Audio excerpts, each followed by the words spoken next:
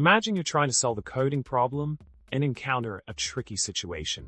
The problem at hand involves an async function calling another async function that returns a promise. But when you expect the promises to resolve in a certain order, the output surprises you. This can be quite puzzling and may leave you scratching your head. It's a common scenario, and understanding why things unfold the way they do is crucial for mastering asynchronous programming in JavaScript. In the solution provided, we delve into the intricacies of how async functions and promises interact with each other.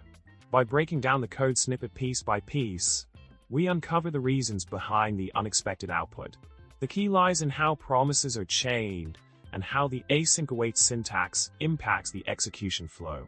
As we navigate through the functions f1, f2, and f3, we gain insights into why certain actions occur at specific moments. In summary, navigating asynchronous JavaScript can sometimes feel like solving a complex puzzle.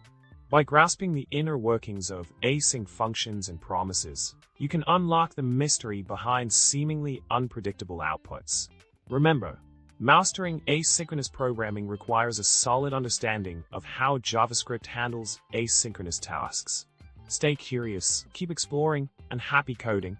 Remember to like, subscribe, and comment below with your favorite coding joke.